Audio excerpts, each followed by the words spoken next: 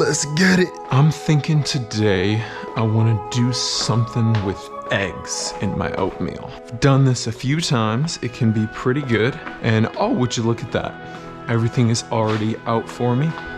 That's really handy. I'm gonna chop up some of this parsley. I'm not too good at doing this, so I'm not gonna start boiling any water or anything like that, lest I lose some fingers on camera here, just to try to act cool and do things fast. But what I will do is separate the bunch of those leaves and, you know, the thin stems that I'm gonna just chop up there, and then I'll put this away. I know there's like a specific way you do it, running your finger down the stem to kind of pluck it all off and put it there, but when I'm left with a clump of parsley like this, like it was just an extra clump I got from my work that was being given away.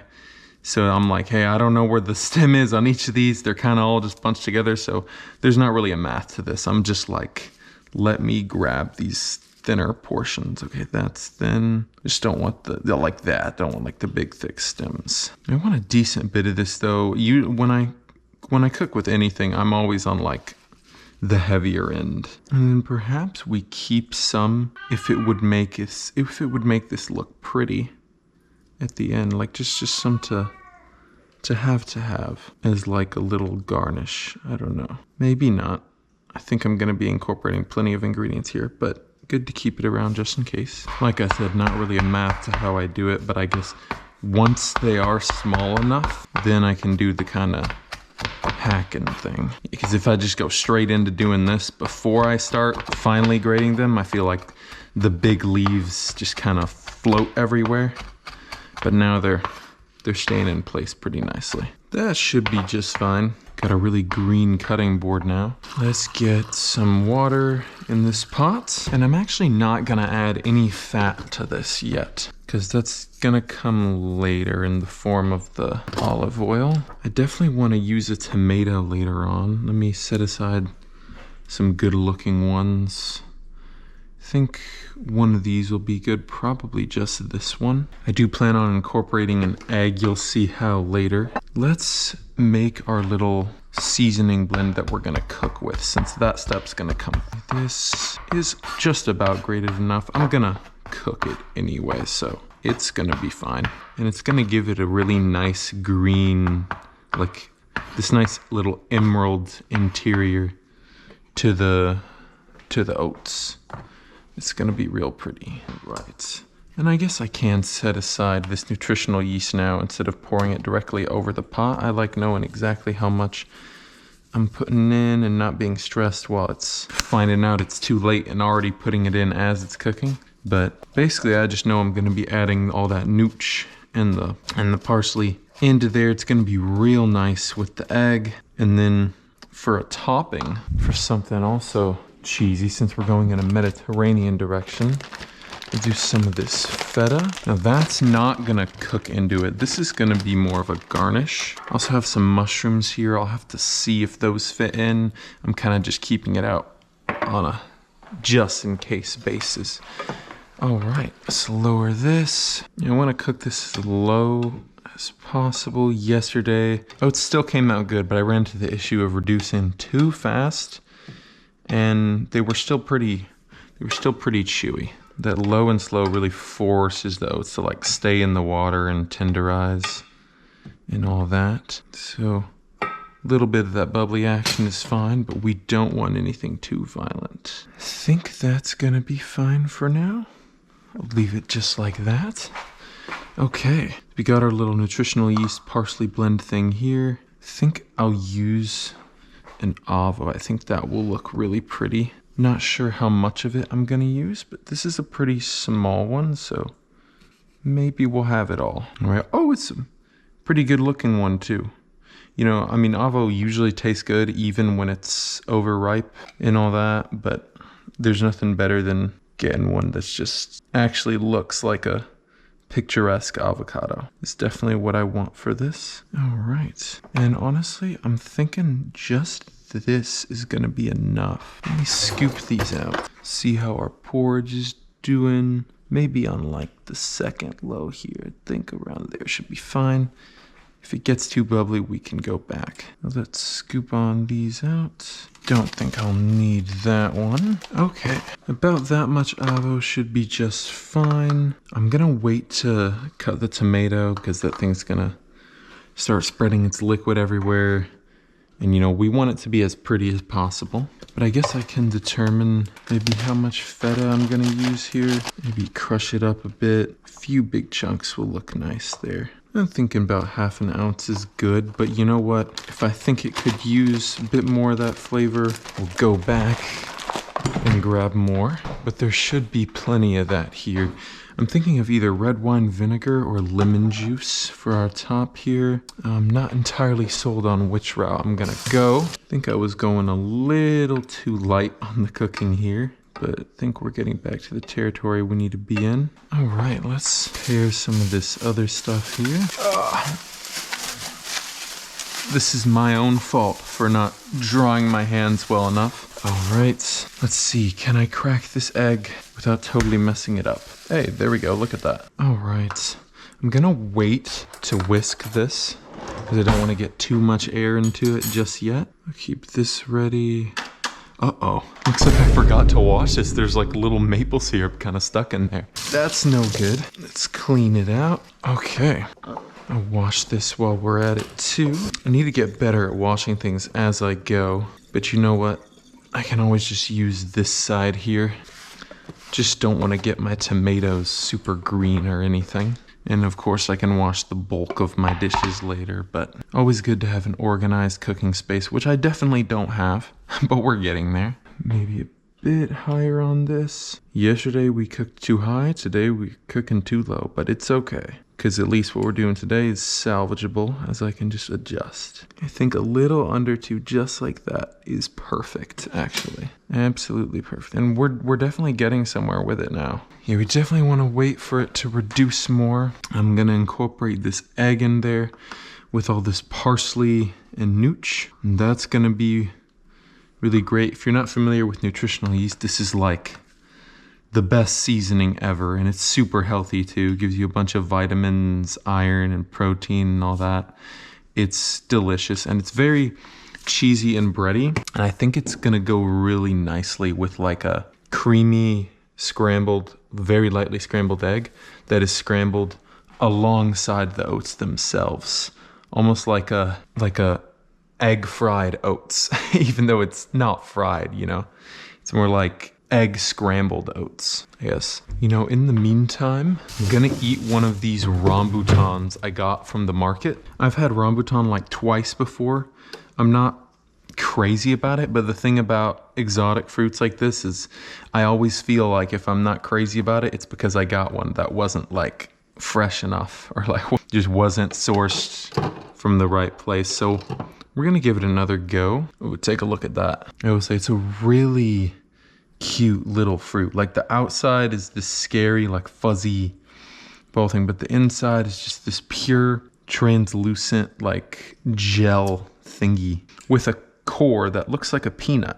Although I'm sure I definitely do not want to snack on that like a peanut. Let's pop that out. I'm not even going to be having fruit in these oats, so maybe I'll have some oranges alongside them or like a dessert afterward with some yogurt and fruit. We'll just see how I'm feeling after I finish the egg scramble. But anyways, rambutan going in. The texture of this little white flesh in it is really satisfying. I almost feel like I'm eating a white mystery airhead with no sugar. I say no sugar just because the rambutan has a very, very subtle sweetness to it. Though I'm sure if you have these like right off of where they're grown and locally sourced, I'm sure you can get one that definitely offers its flavor more generously. But that's not to say it's bad at all. It's very good. I would say it makes for convenient candy, but it would be kind of weird to just always have these spiked balls that look like the fuzzies from Mario 3 lying around in your bag. You pull one out, you're like, does anybody have a knife? And you know, but they are pretty good. And I always love trying different fruits. Let's take a look at the oats again though.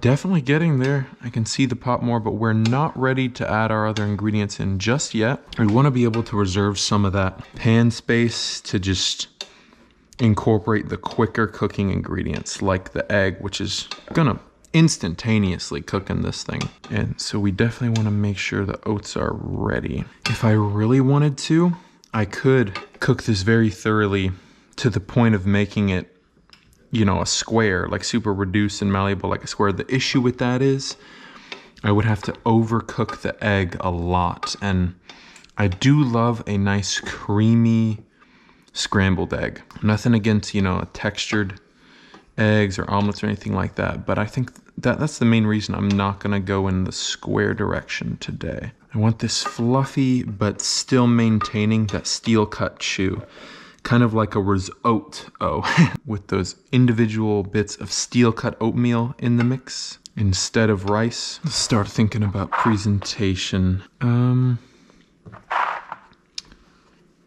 Gonna hold off a bit longer on cutting that tomato. I'm thinking I'm definitely gonna use black pepper here and mint. Mint and oregano are more so going to be on the bowl. Do we want to maybe add some cumin with the egg as I cook it? I think why not? I don't think it would be very pretty garnished on top of it anyway. So we'll kind of we'll add some of that here because it'll definitely add some earthiness to that. Definitely like what I see here. Very good. But before I get too giddy and start adding everything here, let's see what the oats are like texturally. That's just fine. I think that is just fine. So here's what we are going to do now. Whisk this bad boy up. Salt it a bit too. Don't need you anymore. Okay. Or maybe I lied. Maybe I do need you one more time. Lend me your strength. There we go. Okay, now we'll get a little bit of olive oil in here. This should be good. Okay, put our eggs in there. And want to keep stirring, and we don't stop stirring. Oh, the smell is fantastic. The olive oil cooking with the oats. I don't even know how to describe it. I mean, it's like the nuttiness of the oats, but that strong olive oil smell you normally get when you cook with it. And it's a very unique smell because, you know, olive oil is not usually used within the context of oatmeal. You can see it actually starts to look like a risotto because it's all creamy now, but you still see those pieces of the steel cut in there. And we're cooking low, so we can keep going. And now, my favorite part, all that good parsley and nooch in there. Oh yeah. And I can smell that. Pretty soon I'm gonna turn the heat off here. All right, let's pour this on in here.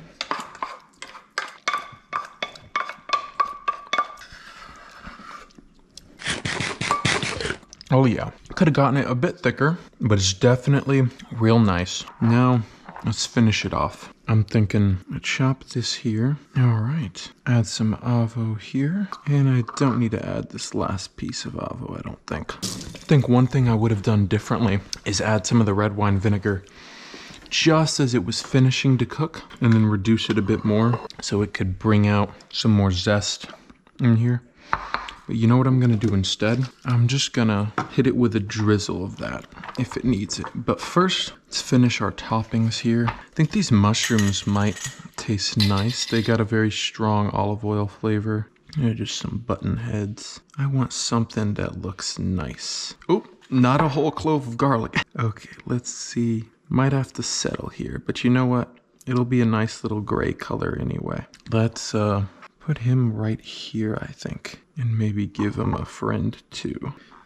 All right, now I got olive oil everywhere. Let's add some of our feta. I think this will look pretty nice over the oats themselves. Oh yeah, and it'll be pretty acidic as is, but I could play around with adding some of that red wine vinegar anyway, maybe just a tad. You know, I think that looks nice just the way it is, but I'm gonna leave that there in case I want some more as I'm eating it. And let's wash our hands for realsies this time because we just touched a bunch of cheese. Obviously, there's moments where I'm gonna realize I need to do that before I touch something that I'm gonna put away again, because we're reaching for some dry spices here now. Actually, we'll do like a little blend that we'll use all at once here. Like, let's get just a little bit of the oregano. This mint thing is container rather is very heavy-handed, so I never trust myself to use it directly over a bowl. Looks nice, smells nice too. I think this might look real pretty right here. Indeed it does. Do I want to add anything else to my creation here? No, and I think I'll just take the red wine vinegar to the table with me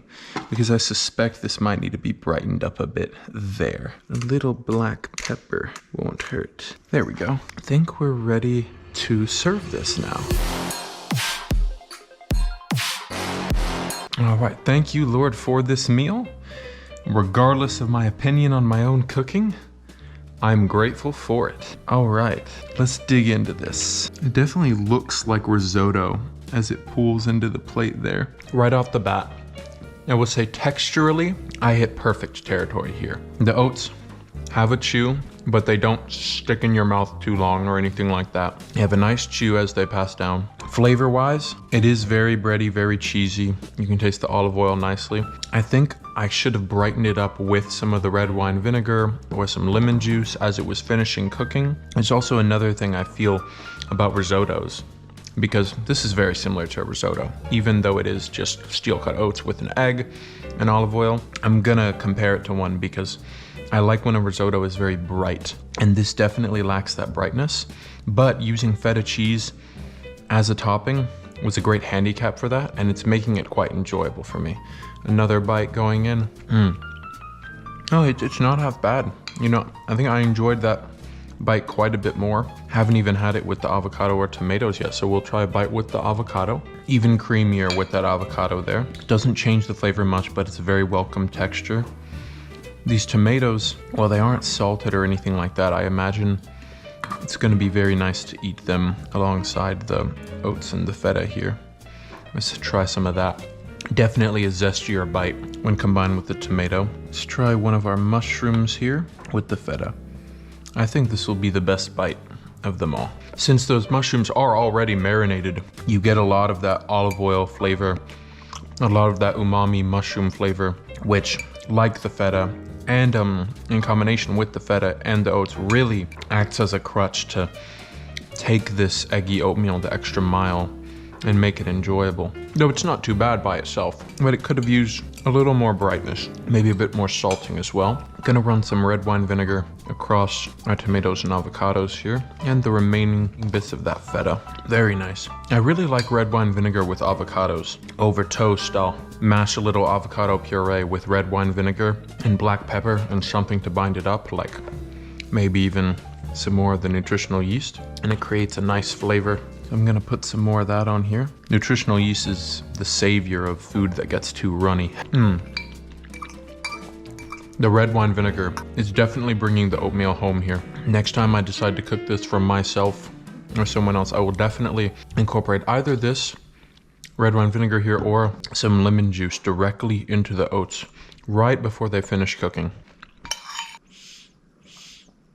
Now, if I'm being fair with myself, this is a 3-star dish, but had I incorporated the proper ingredients at the right time and also maybe done a little bit more finessing, perhaps salting the tomato and avocado a bit, I genuinely think this would have been one of my best savory oatmeals ever, quite frankly, ever. But I'm going to be fair with myself and say this one is a 3-star. It's good, but I could have elevated it in a lot of ways. But you know, that's what's nice about using things as toppings sometimes. That way I don't have to eagerly await tomorrow morning to try again.